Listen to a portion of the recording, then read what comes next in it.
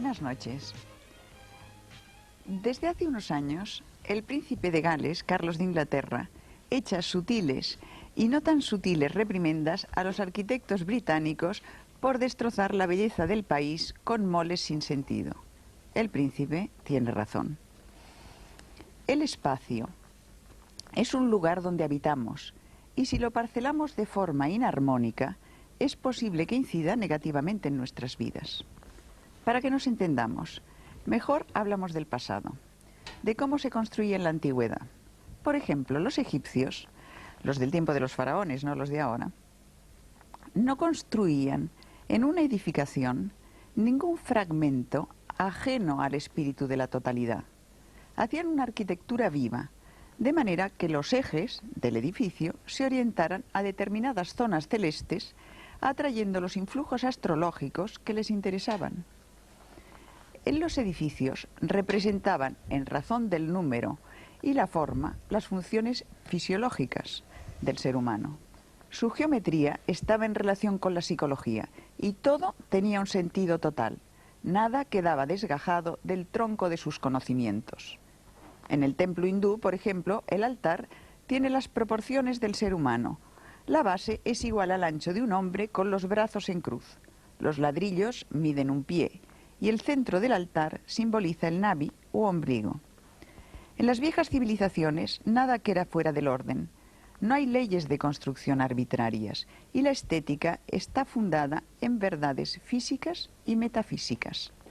Toda edificación era lo suficientemente armónica para que aquellos que la contemplaban no solo participaran epidérmicamente de su belleza, sino que se armonizasen también interiormente. Había una gran influencia entre la visión y la armonía interna. Toda arquitectura comprendía en sí el cosmos entero, o sea, la verdad. Y siendo la belleza el esplendor de la verdad, aún hoy en día nuestra generación, menos sensible que la antigua, no puede dejar de admirar esta arquitectura sagrada.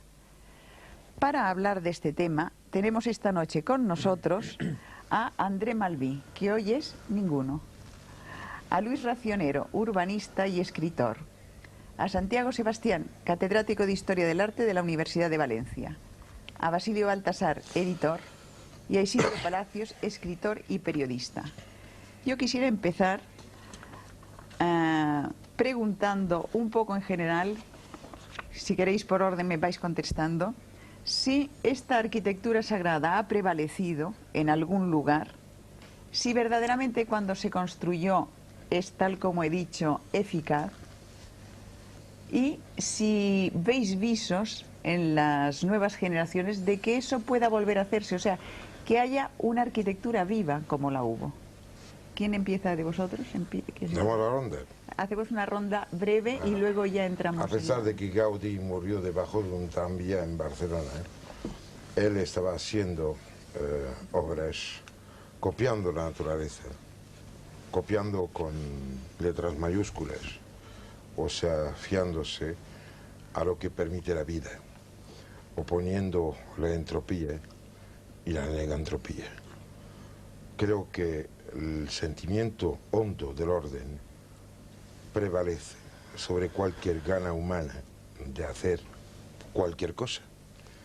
Los templos, desde esos dibujos que tenemos que vienen de las obras de Suárez de Lubitsch y que, entre comillas, tenemos hoy aquí porque los hermanos Montero de Olot han hecho el esfuerzo de preparar esos paneles. Pues ahí, extrañamente, se construyó algo aparentemente siguiendo el plan mismo del crecimiento humano, a tal punto de que el rey pequeño, el niño faraón, servía para determinar todas las fases del templo inicial y el faraón acabado lo llenaba. Creo que el hombre, porque al final es de esto que hablamos, porque arquitectura sagrada quiere decir algo que al final no solo tiene sentido frente a un paradigma u otro, sino que es eficaz, es actual, es algo que se pueda vivir. creo que la arquitectura sagrada solo se ocupa de que los espacios que caracterizamos construyendo tengan algo que ver con lo que somos. Y si Einstein tiene razón cuando decía de que podemos entender el universo porque nuestra mente tiene una estructura similar al orden del universo, pues probablemente que tenemos que mirar con muchísimo cariño al inicio, respeto, atención y mucha prudencia todas las cosas de las cuales vamos a hablar. Luis. Mira, yo creo que hay que previamente plantear la cuestión antes del edificio, el lugar, el solar. Es fundamental darse cuenta que no todos los puntos de la Tierra son iguales, que hay algo que los antiguos llamaban genius loci, que existen unas fuerzas de la Tierra que los chinos miden en el Feng Shui, y para lo cual inventaron la brújula. Usar la brújula solo para mirar al norte es propio de rudimentarios, es como usar un televisor para clavar un clavo. Lo clavas, pero sirve para otras cosas. La brújula era un instrumento realmente complicado para captar estas energías de la Tierra, situar caminos, casas, diseñar pueblos. Entonces, partiendo de esto, sobre estos lugares que ya son sagrados, porque existen en ellos unas fuerzas telúricas, se hace la arquitectura sagrada. Por ejemplo, uno se debe preguntar por qué las ermitas están a 3 kilómetros del pueblo, cuando lo lógico sería que estuvieran en el pueblo o en la periferia. Y en cambio, la gente tiene que trasladarse a esos sitios y andar 3 kilómetros. ¿Por qué? Porque lo importante es el sitio. Como se demuestra en las leyendas, en que cuando aparece una virgen, la virgen se niega a ser transportada, se hace muy pesada y a pesar de que lo intenten transportar con unos bueyes, se queda en el sitio. Y es porque lo que está marcando es el sitio. Y por esto en Zaragoza se toca el pilar. Es decir, el pilar, la piedra, el megalito, los menires, serían pues como la acupuntura del cuerpo de la tierra, porque ya decía Leonardo que toda la tierra es como un ser viviente, ¿no? Donde los mares son los ríos son las venas, las atmósferas son los pulmones. Si la tierra es un ser vivo, tiene unas energías como las del cuerpo humano. Y la acupuntura funciona para el cuerpo humano, y entonces los megalitos, los menires, serían como una acupuntura del cuerpo de la tierra. Supone que existen estas energías. Y sobre estos lugares especiales es sobre los que se empieza la arquitectura sagrada, de la cual podemos hablar luego. Santiago Sebastián. Muy bien, pues enlazando con lo que dice aquí mi compañero racionero, yo pienso que debíamos de empezar por decir qué es arquitectura sagrada, ¿no? Y qué es lo sagrado. Realmente la primera pregunta sería exactamente qué es lo que entendemos o ha entendido el hombre por lo sagrado. Y de nuevo, yo soy historiador y yo tengo que naturalmente volver al pasado y sobre todo preguntarles a las sociedades arcaicas y tradicionales qué es lo que ellos han entendido por esto. Y esto nos lleva fundamentalmente a la idea de macrocosmo y microcosmo. Es decir, estos dos conceptos son fundamentales para mí para comprender qué es lo sagrado. Porque el macrocosmo, pues evidentemente es la referencia a lo exterior y el microcosmo es la referencia al nivel humano, al nivel del hombre. Entonces, pues, el hombre ha creado una serie de espacios, esos espacios a que aludía aquí Racionero, y ha creado lo que llamamos microcosmos. El hombre es un microcosmo, pero a su vez el hombre, en el nivel terrestre, ha creado esos microcosmos que sirven para expresar la relación que el hombre tiene con el macrocosmos. Entonces, pues, digamos, esos espacios que el hombre ha creado son espacios sagrados, son espacios donde radica lo real y absoluto. Es decir, por tanto, estos espacios hechos en función de un ritual y en función, digamos, de un rito y de un mito, son los espacios auténticamente reales. Esos espacios el hombre los ha limitado pues con una serie de convencionalismos, muros, lo que sean, y ha sido a través de una serie de simbolismos de carácter geométrico. Estos simbolismos son diversos porque obviamente los espacios sagrados tienen distintas características. Y también otra noción que nos ayuda para comprender esa imagen del mundo que ha tenido el hombre es, digamos, la división de ese microcosmos en 3 niveles. El nivel superior, que es el nivel celeste, el nivel inferior, que es el nivel terrestre, donde vive el hombre, y el nivel subterráneo, que es, digamos, el mundo de los demonios y de las larvas. Fuera de los espacios sagrados, de los espacios que crea el hombre como microcosmos, existe la noche, existe la angustia, existe ese espacio donde reina la muerte y el caos. Y donde naturalmente no tiene consistencia ni existencia lo sagrado.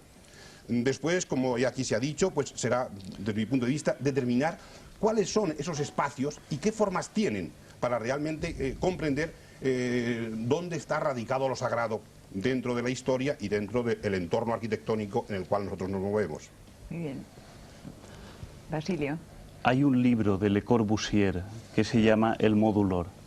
Y las primeras palabras de este libro, Le Corbusier anuncia ya de cuál va a ser su gran tema. Y dice que arquitecto es aquel que hace casas o libros.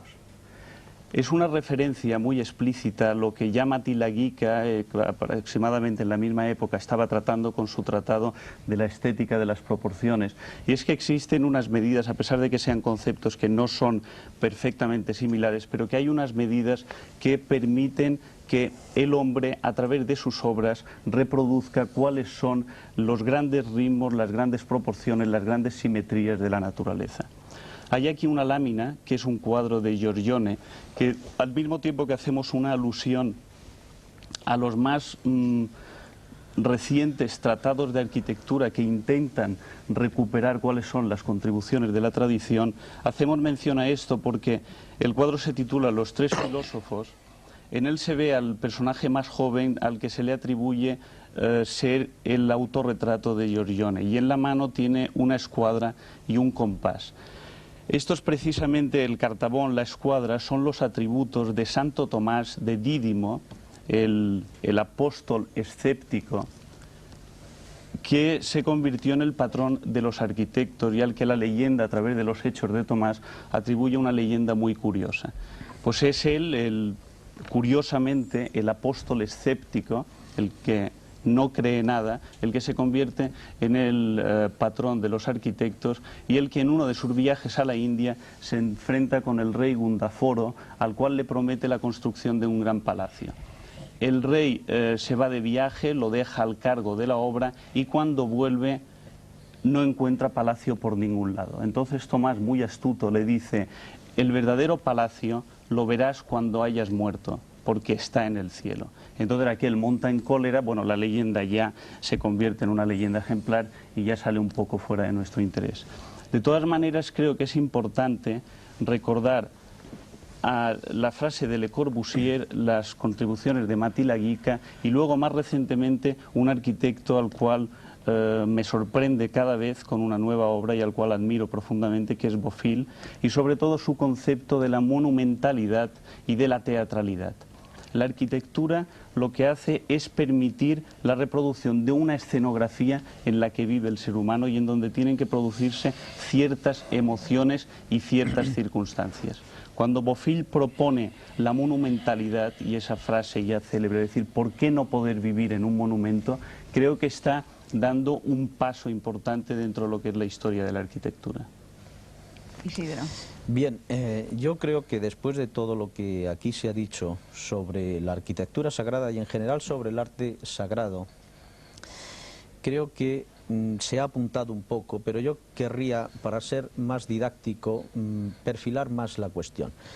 Creo que fundamentalmente el arte sagrado, la arquitectura sagrada, en general todo arte sagrado, tiene en fundamento y en esencia un carácter simbólico. Se define fundamentalmente como símbolo, es decir, como una expresión tangible de algo inmaterial, de algo invisible del espíritu.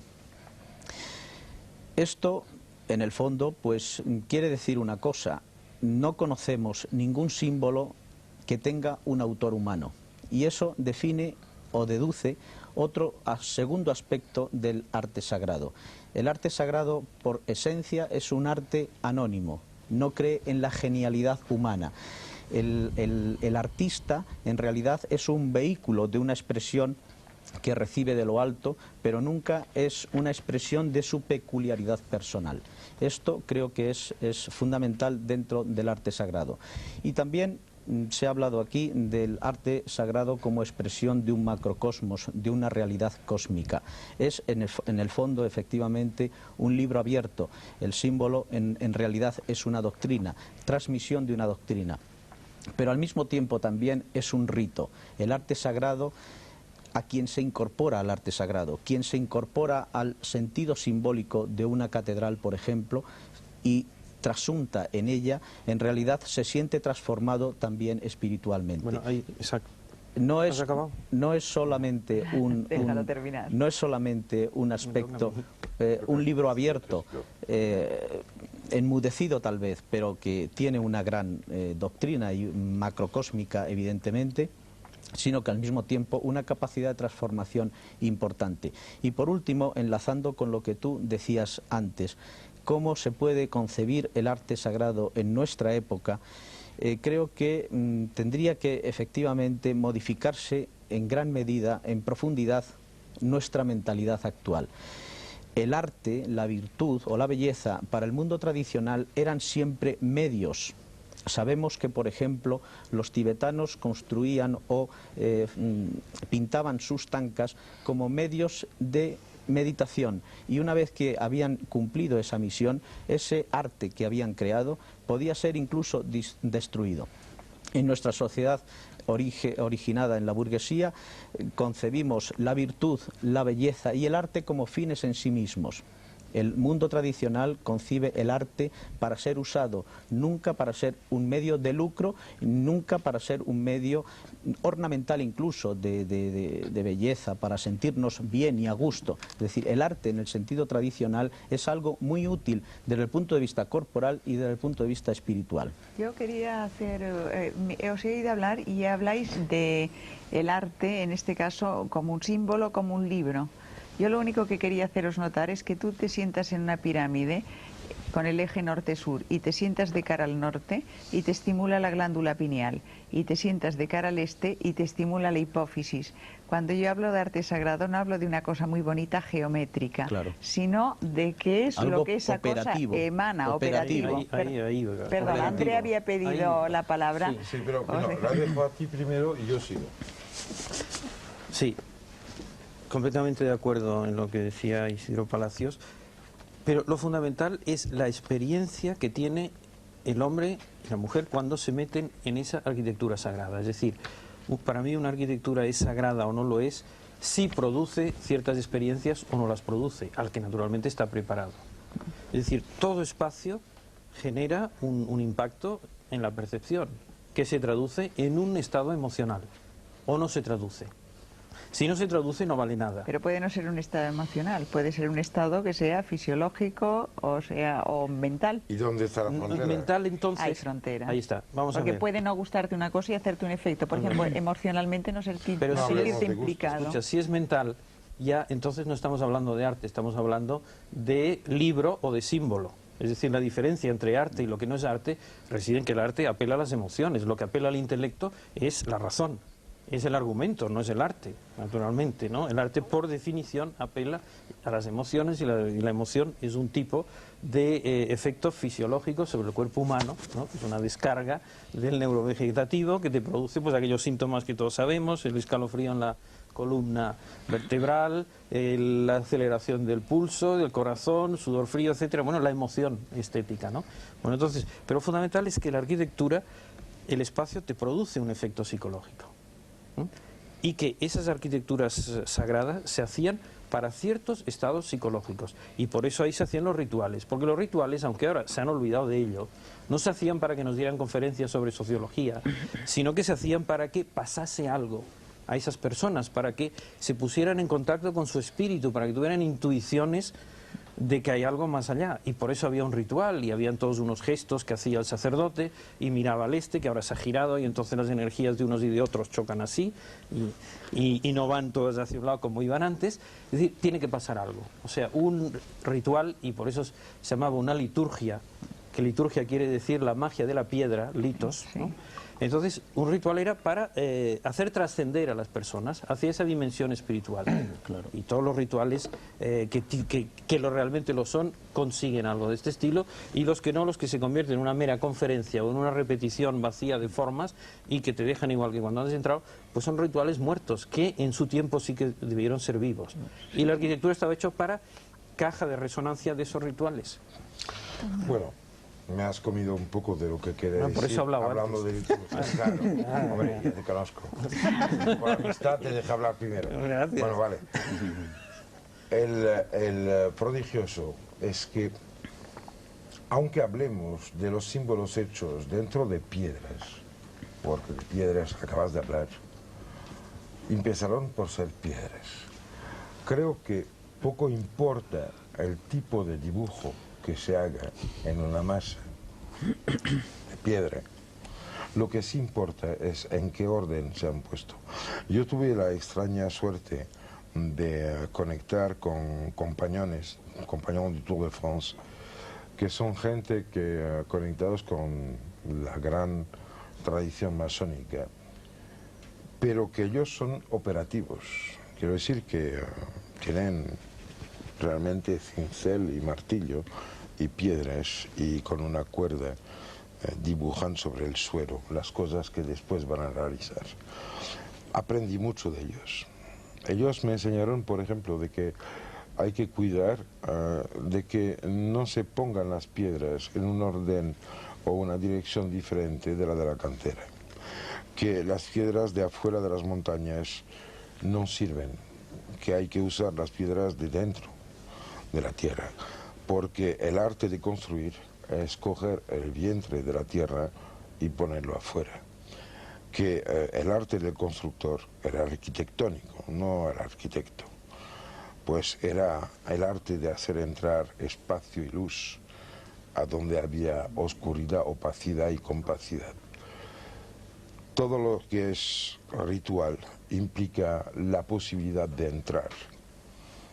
Que nadie olvide nunca que la perfección de una pared se rompe por unos defectos y pecados que se llaman puertas y ventanas. Que los ritos que permiten a los hombres vivir los sitios sagrados necesitan los defectos, y que el objeto final de los ritos, cuando realmente son cumplidos como tienen que ser, es de que se descubra uno la perfección, que hace que, aunque entre por sus defectos dentro de sí, ya no habrá más sitio para que más defectos dejen más sitios. Creo que no hay que nunca parar en el tamaño de la historia, en las ridiculeces de los dibujos, lo que son meramente huellas momentáneas de un enfrentamiento con una historia, con unos coetáneos, con los vecinos o con quien sea que te haya aprendido a tallar la piedra, porque muchas esculturas son realmente símbolos que aprenden cosas, pero muchísimas otras son solo el hecho de dar una excusa gráfica a la necesidad de poner un bloque. André, perdóname por anticiparme, Basilio. No. André, has hablado de algo muy interesante, que es el orden de las piedras.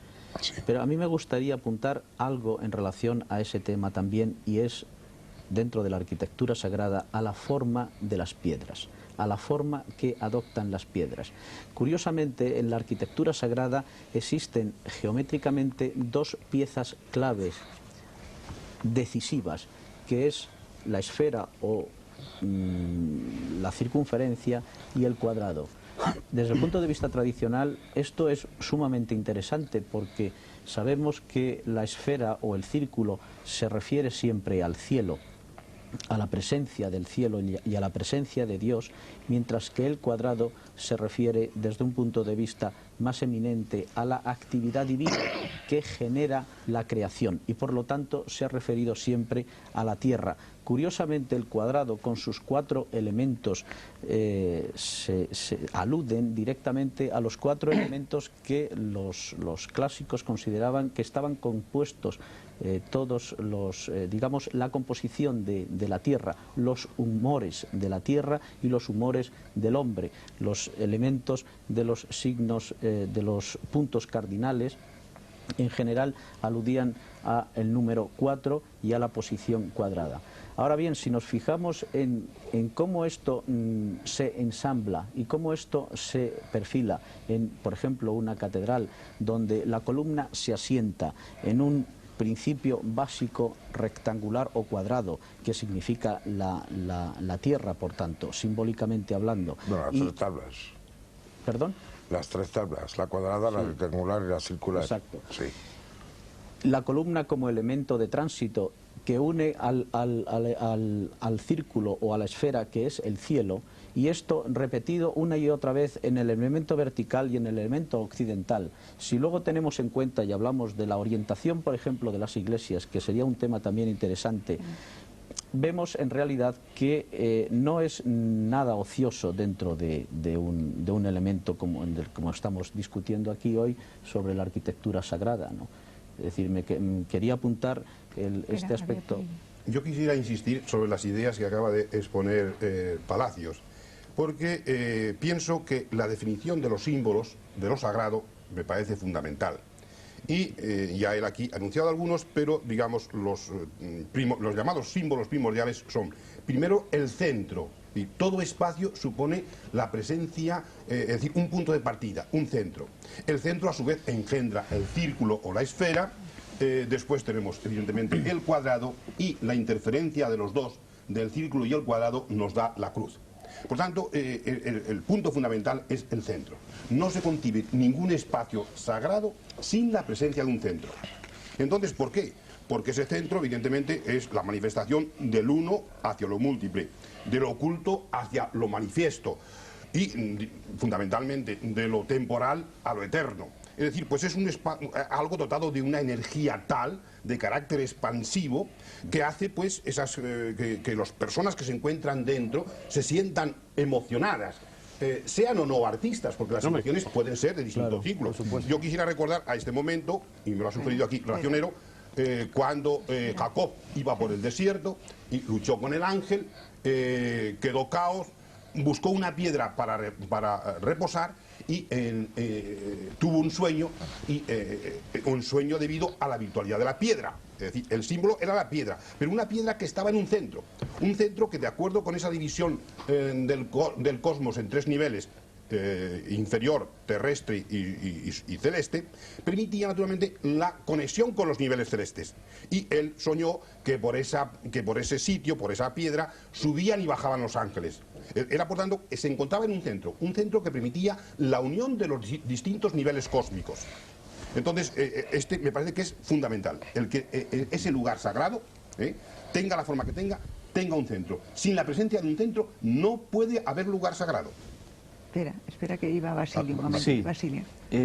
Todas las observaciones sistematizadas y conceptualizadas por autores como Mircea Eliade acerca del edificio sagrado del templo como centro del mundo, incluso toda la metamorfosis detectada de una manera visual y simbólica muy claramente entre la cueva y el templo como casa sin ventanas para reproducir esa atmósfera original de la cueva, nos demuestra que efectivamente hay una cosmografía espiritual alrededor del arte de la arquitectura.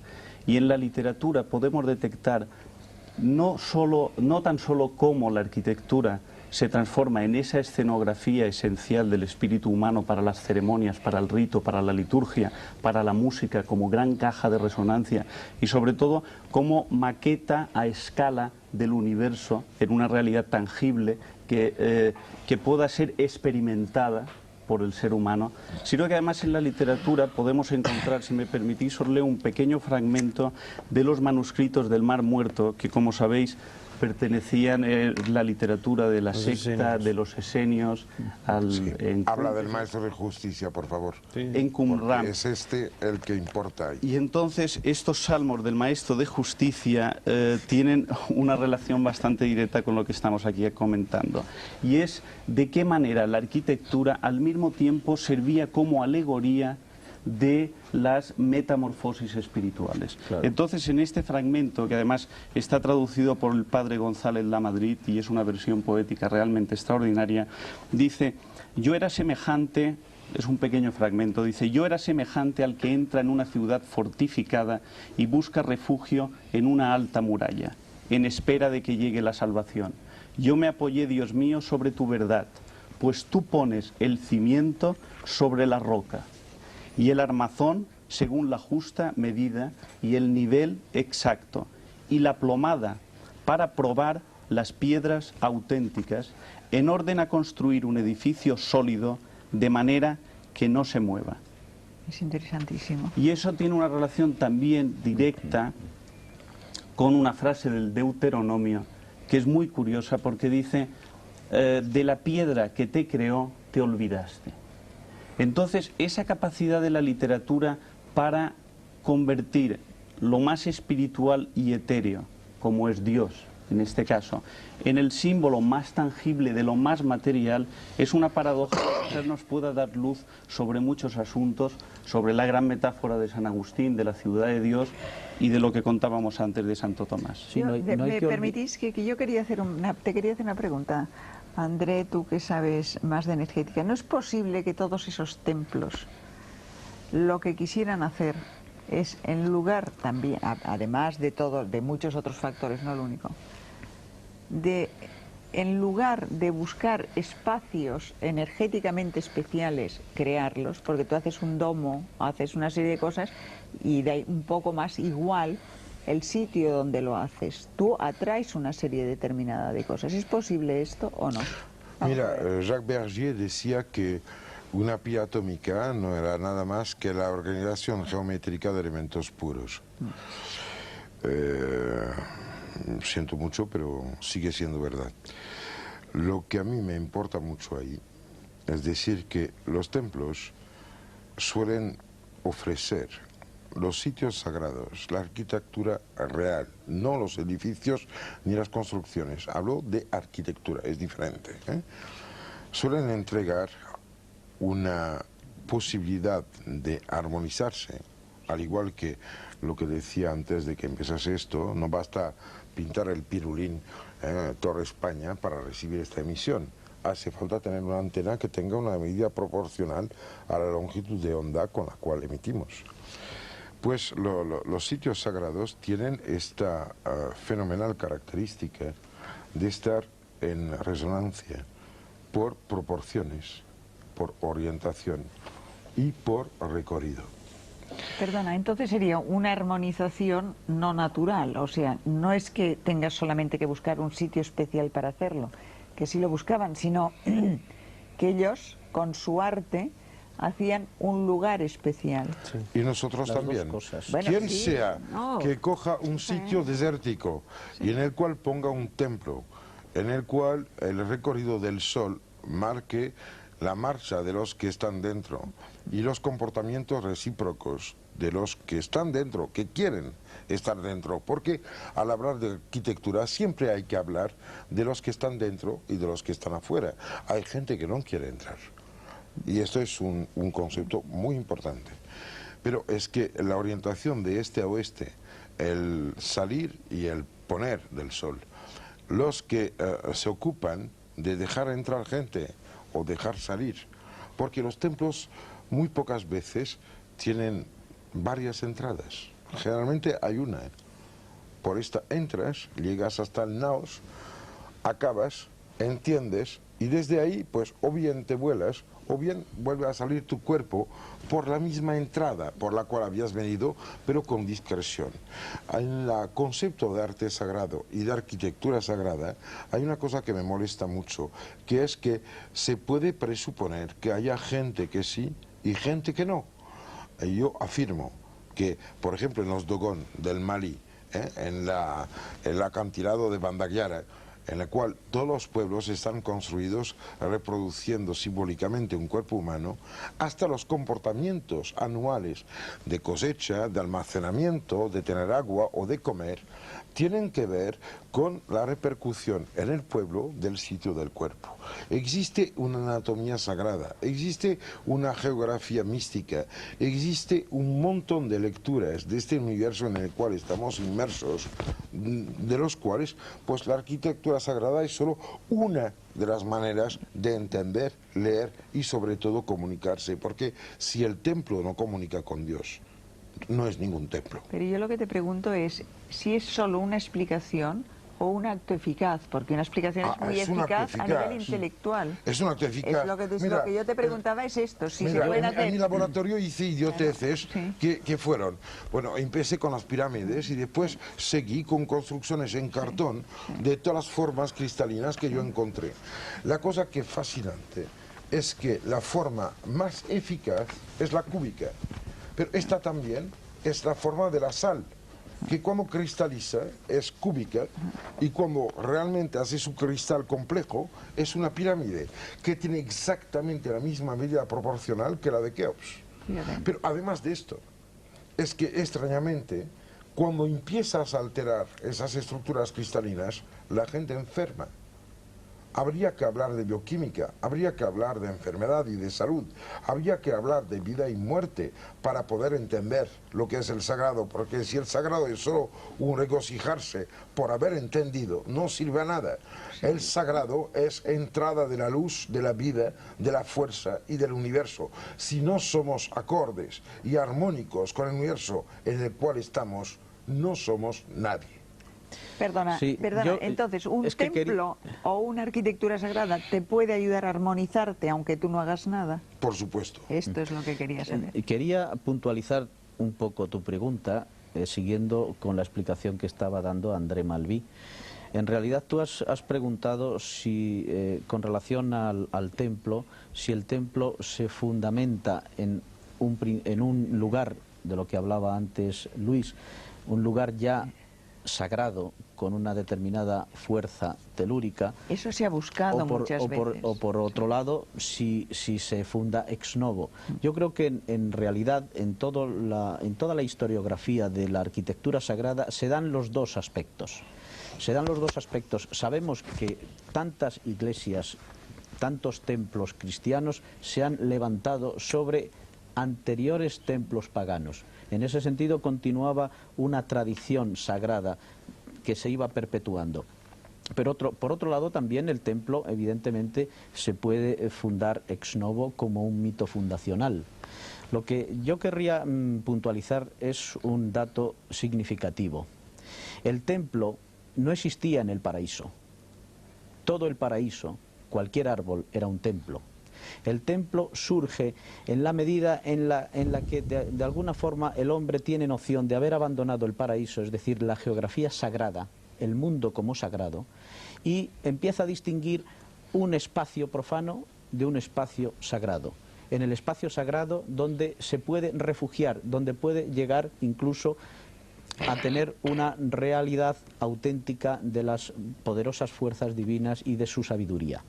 Mientras que cuando está fuera del templo está desprotegido, en una geografía abierta, desprotegido material y espiritualmente. Es decir, en ese sentido creo que es importante. Por ejemplo, el sintoísmo en este sentido, como una de las formas religiosas más antiguas de la humanidad, conserva este sentido paradisíaco del templo. Sabemos que el templo en el sintoísmo está descrito de alguna forma por aberturas a la naturaleza. Hay una puerta y en realidad pues allí es un mar o un jardín. Entonces, una selva. Entonces lo ideal sería cuando el ser humano pudiera estar en la naturaleza perfectamente convertida en un templo. Eso es. Eso sería recuperar el paraíso, es decir, el retorno al paraíso. Pasarnos de que la han buscado. arquitectura sagrada, porque la arquitectura más sagrada de todas es la de la naturaleza. Efectivamente. Yo pienso que para perfilar mejor estos conceptos que aquí se vienen exponiendo, pues yo incidiría en algo que me parece esencial, no para la creación de una arquitectura, ¿no?, sino para la creación de un espacio. Pienso que el concepto aquí que estamos usando, arquitectura sagrada, quizá el más apropiado sería espacio sagrado. Y este espacio sagrado pues puede ser un espacio cerrado, puede ser un espacio interior y también puede ser un espacio exterior. Porque antes aquí Malví decía, pues hay espacios que entran o que salen. No, y es que los edificios o los espacios sagrados pueden ser interiores, y sabemos nosotros que en algunas civilizaciones, pues naturalmente en ese interior solo entraban los sacerdotes. Mientras que en los templos cristianos, lo dice la palabra eclesia, eclesia significa asamblea, no se concibe un templo cristiano sin una reunión bajo un techo. Es decir, que cada época, cada cultura, naturalmente tiene unos condicionantes de tipo teológico, místico, que son los que determinan. Y, naturalmente, ese espacio exterior también existe en la arquitectura cristiana, ya que muchas de las fachadas de los templos cristianos, especialmente pensemos en el barroco, se convierten como en el, digamos, altar mayor de una plaza que hay ante la fachada del templo. Por tanto, yo precisaría pues los conceptos estos fundamentalmente de espacio, porque el concepto de templo nos puede traer confusión. No es solo templo, es arquitectura. Perdona que iba a hablar sí, Basilio. Pero quería, si me permites, Basilio, Sí. y luego por favor le das la palabra a él, que se la ha quitado antes también y luego no se la devolvimos. Es que quería, si no quedaría un poco descolgado con relación a lo que tú estás diciendo de espacio. Es que el espacio sagrado se complementa con la idea del tiempo sagrado y el tiempo profano. Es decir, la fiesta se distingue, la fiesta del santo o la fiesta del dios, el que sea, se distingue del espacio, del tiempo profano, de la misma manera y en la misma relación en la que podemos distinguir un espacio sagrado de un espacio profano. No quiero decir nada más y no quiero extenderme en ese sentido. No, lo que me gustaría es que no olvidáramos otra de las observaciones que pueden complementar toda esta charla sobre las arquitecturas sagradas, y es cuando pensamos o hablamos sobre las funciones del templo, no olvidar una que me parece notable y muy importante, y es que se han constituido como inmensas bibliotecas de piedra que contienen un saber codificado mediante las imágenes y que es curioso porque reproducen un poco la observación del filósofo de la Escuela de Viena, Wittgenstein, cuando establece la diferencia entre el decir y el mostrar. Entonces el discurso racional dice mucho o poco, depende de quién es pues el vocero que lo transmite, pero las imágenes muestran mucho. Entonces, Bueno, y hay una cosa todavía mucho peor, y es que ya no la imagen, es que dentro de la piedra existe una estructura cristalina. Normalmente las piedras son de silicio, oxígeno y aluminio. Ahí hay unos retículos cristalinos que se pueden fotografiar con rayos X. Y en los fallos de esta estructura se puede grabar información. Un chip no es otra cosa que eso. O sea, el Silicon Valley está hecho pues de cosas de silicio, como las piedras. Y entonces, de la misma manera que podemos grabar memorias en un chip, cualquier piedra es susceptible de almacenar memorias por sonido y por presión. Y por eso, ya ni siquiera, la forma también, pero ya ni siquiera la forma, ¿eh? O sea que las piedras podrían ser codificadores de memorias históricas de muchos años atrás, que se descodifican tocando o pisando o estando. O sea que imagínate el Por eso los contenido. edificios nos parecen vivos, ¿no? Cuando Dicen que la piedra tiene memoria, Hace ¿no? años- Que entras en un sitio que tiene memoria de lo que ha pasado allí, ¿no? Tiene algo que ver con esta capacidad de ser un chip que tiene Hace ya la años propia que piedra. con Luis, contigo, hablamos de una cosa, que toda la investigación de punta en física teórica va en una dirección, diciendo que cualquier estructura cristalina perfecta, o sea, sin defectos, que es lo que usamos ahora, un transistor, actualmente un chip es una placa con defectos, utilizamos defectos, pero ya se está hablando de la perfección, o sea, un elemento natural perfecto. Este elemento natural perfecto siempre tiene una forma cristalina. Extrañamente, tenemos joyas que van siempre conectadas extrañamente con la utilización de los espacios sagrados. Pero estas joyas llevan piedras. Siempre son piedras que tienen unas cuantas connotaciones: transparencia, perfección y talla muy similar a su forma de cristalizar. Hace años, ¿verdad?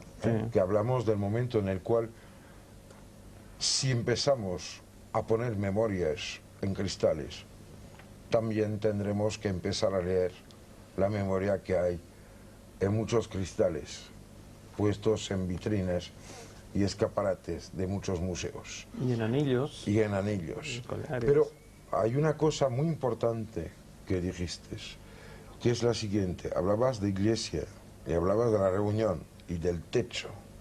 El techo es lo que hace que de repente un hombre se aparta del universo, pone un límite, dice, yo voy a ser un microcosmos en el cual voy a intentar comprender e entender.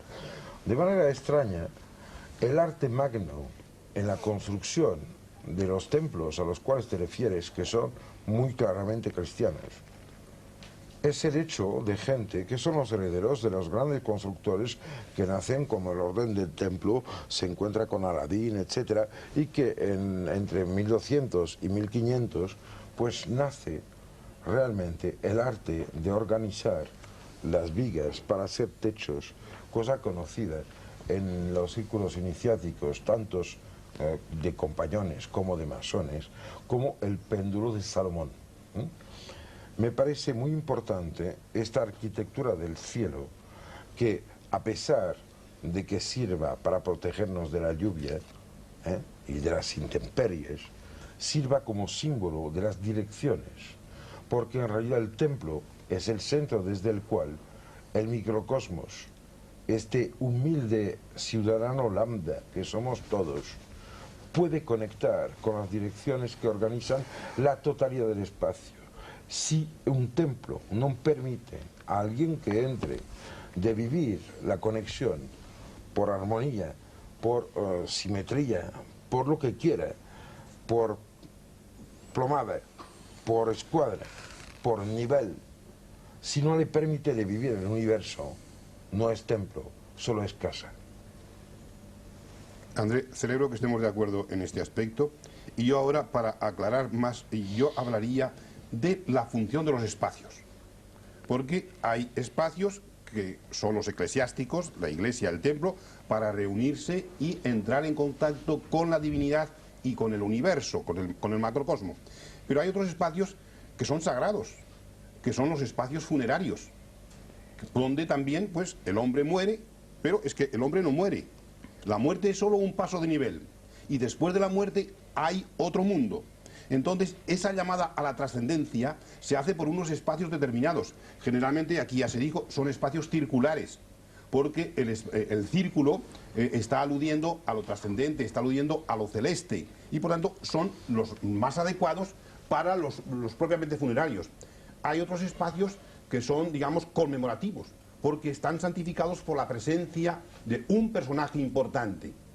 Y entonces yo quiero pues señalar de que hay diversidad de espacios y por tanto esta diversidad y diversidad de funciones espaciales, y por tanto esa diversidad de funciones imponen distinto tipo de espacios. Y esto también tiene que ver con las diferentes talantes de cada cultura.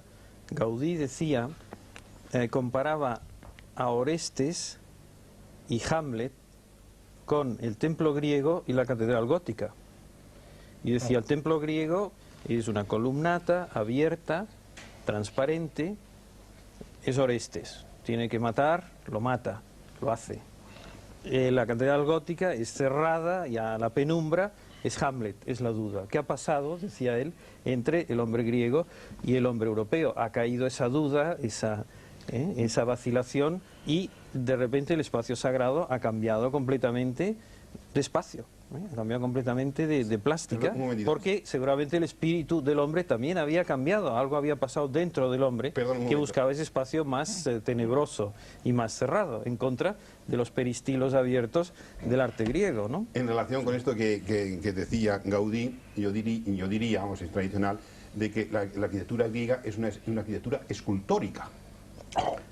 Bueno, pero esto es irrelevante. Para mí esto es irrelevante. Lo importante es qué estado de espíritu produce qué arquitectura. Esto es lo que nos interesa fundamentalmente.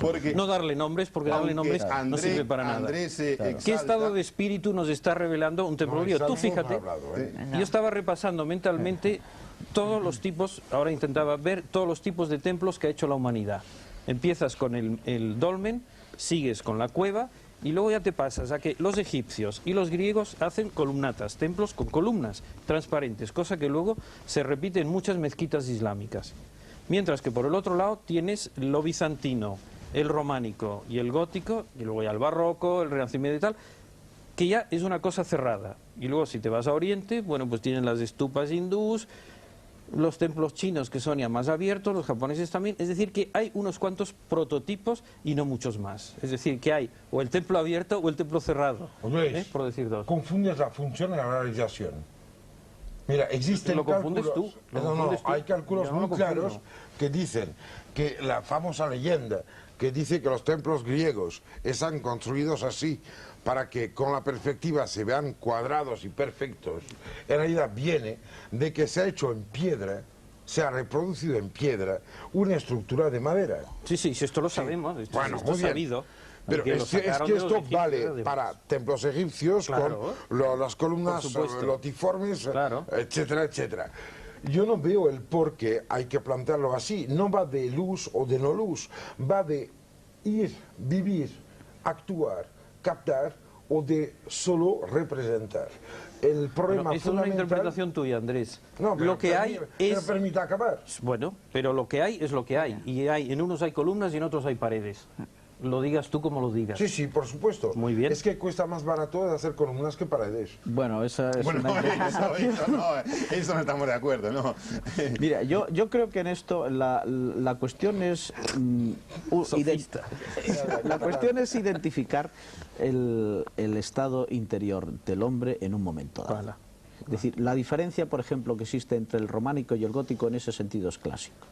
Es decir, el hombre en el románico se ve claro por el sentido simbólico y por la humanidad que vive ese arte, que es un arte puramente interiorizado, de penitencia, de búsqueda interior, de lo que tú quieras, pero interiorizado.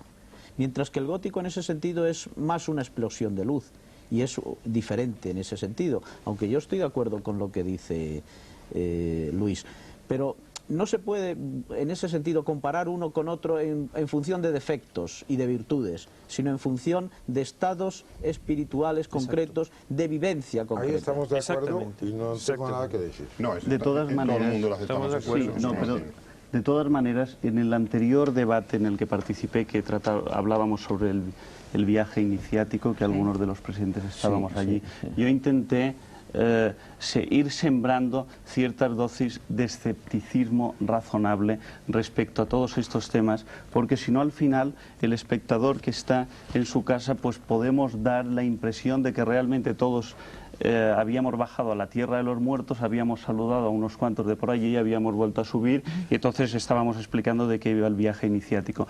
Yo en este caso lo que propondría es también suspender un poco estas expresiones que evidentemente en un coloquio pues son las que tenemos más a mano respecto pues estados del espíritu y ceremonias, todo esto porque realmente tenemos que relativizarlo o por lo menos Y entonces tratarlo como con nadie, pinzas. es cuando nadie entenderá nada. No. Y se van a armar el gran lío. Hombre, claro. Yo creo que la pero vamos a gente, relativizar, mira, yo ponernos creo en que la plan gente científico, y en entiende. plan así, Dejad no de cuesta decir nada a Basilio hacerlo. lo que quería Hombre, decir claro. y Bien, luego no ya quiero veré. decir Este juego también lo puedo jugar yo, Basilio. Pero Luis, no tiene ninguna gracia, ¿eh? de acuerdo. No te hagas ahora el académico porque eso lo podemos hacer todos. ¿eh? Y hacemos precisamente No, el pero esfuerzo yo, de no lucirnos y de intentar explicar las cosas con claridad. Si Luis. empezamos a relativizar y a decir lo que dijo tal y lo que dijo cual y lo que dijo cual, pues bueno, vale, entonces la gente tendrá 8 opiniones, como siempre, ¿y qué? ¿Y qué habrá ganado? No, pero eso está bien y la susceptibilidad también es muy sana y es Exactamente. estimulante. De todas maneras, Exactamente. mi observación era simplemente, no para relativizar ni ponernos en plan académico, que para eso está además nuestro amigo Santiago No, para eso Sebastián, estamos que para todos. eso es catedrático. Todos, aquí todo No, Claro. lo que quiero ¿Qué decir, dirías? Luis, Hay que tener- es que si hablamos del templo griego e intentamos deducir una tipología espiritual de estas construcciones, no hay que olvidar que a pesar de que el templo griego esté abierto, en ese mismo momento se están realizando todas las ceremonias de iniciación órficas que se realizan en la más tremenda oscuridad. Entonces, lo que propongo es ir sacando todos los elementos que nos den, que nos permitan ampliar el puzzle Eso lo sí, más posible. eso sí. Bueno, y pues evidentemente eso sí. en un coloquio todo será provisional, pero que nadie tengo entienda... un calambre, contesto. Pues voy a... A ver. No, dejémosle. No, es que poner dialéctica de luz oscuridad está muy bien, pero nos va a llevar muy lejos del punto de vista bioquímico. La cosa importante es que al final el templo fundamental es el hogar. Extrañamente, desde las cuevas neolíticas, en las cuales el fuego delantero alejaba el peligro ajeno de la noche, hasta hoy seguimos hablando de hogar, de la llar del foc, du foyer. Y yo pienso que quien no entiende la importancia del fuego puesto en medio, altar midriático o altar de lo que te dé la gana, no ha entendido nada. Tampoco el que es capaz de ir a dormir sin el sentimiento brutal del contacto con Dios, que por tontos durante el día no tenemos, y que de noche, muchas veces, sí, la divinidad nos roza de sus alas, no ha entendido nada. El templo no es una construcción, el templo no es un monumento, el templo no es algo que se visita, el templo es un sitio en el cual no mueres. El templo es el sitio en el cual encuentras la vida, no la tuya, sino la vida en general, la de cualquier cosa que viva. Y hay que plantearse qué quiere decir la vida cuando alguien entra dentro de un templo. El universo se va al desorden, se llama la entropía, y la vida se opone a esto, es la entropía. Cuando alguien existe, pone orden frente al desorden general del universo en el cual se encuentra. Recoge la primera pila solar, que es cortar un árbol que ha recogido energía y en eso y consiste lo quema. la belleza. El primer templo es la luz nocturna y la gente alrededor. Y ahora me callo. André, lo siento, pero yo no estoy de acuerdo con eso. Por supuesto. El hogar no es un espacio sagrado, ¿eh? Lo siento mucho. Es que es una pena para ti, pero... No. Bueno, yo añadiría en eso que es un hogar sagrado. Es decir, tú has dicho una cosa muy interesante. Los dioses lares. El día o el tiempo o el momento. Por ejemplo, vamos a hablar ahora de decadencia. En el momento en que ha dejado de haber fuego en los templos y las velas ya no se encienden como siempre, tradicionalmente, con fuego, sino con luz eléctrica, podemos empezar a hablar de la decadencia de los templos. Sí, señor. Podemos hablar de decadencia sagrada en el interior de un templo sagrado.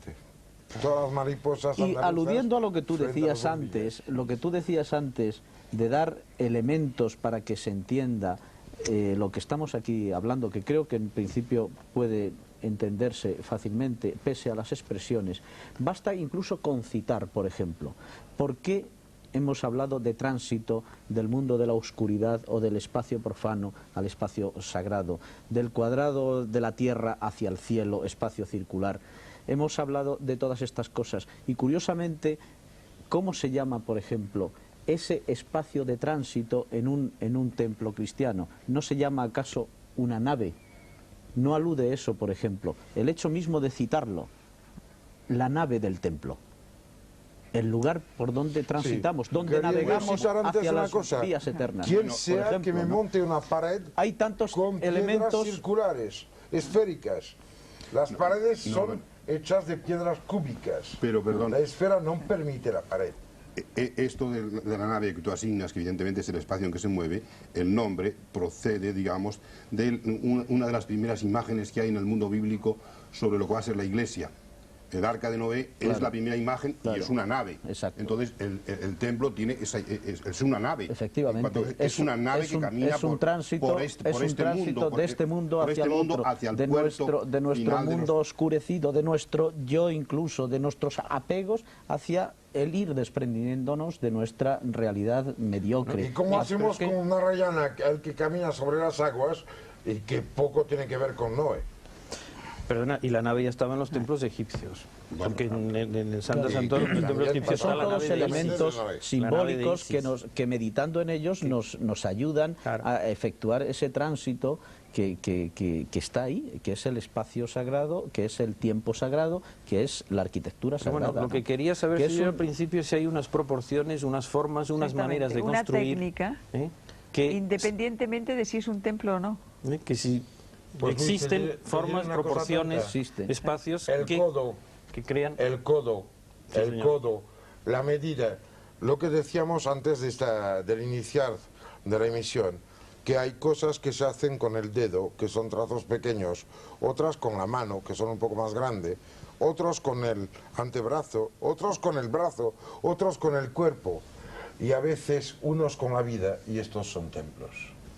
Bueno, Bueno, siempre acabas bien la frase, pero es cuando la estropeas, porque entonces cuando la gente ya no entiende nada. Estamos diciendo qué formas Ahora son... te toca a ti explicar. Claro, que hable el arquitecto. que hable el- sí, pero ya han venido a Oye Luis, de traducir todas los- maneras, lo que comentábamos antes de empezar el programa, que te decía que había una frase de San Bernardo, del gran constructor del Cister, en contra de los del Cluny, acerca de esos...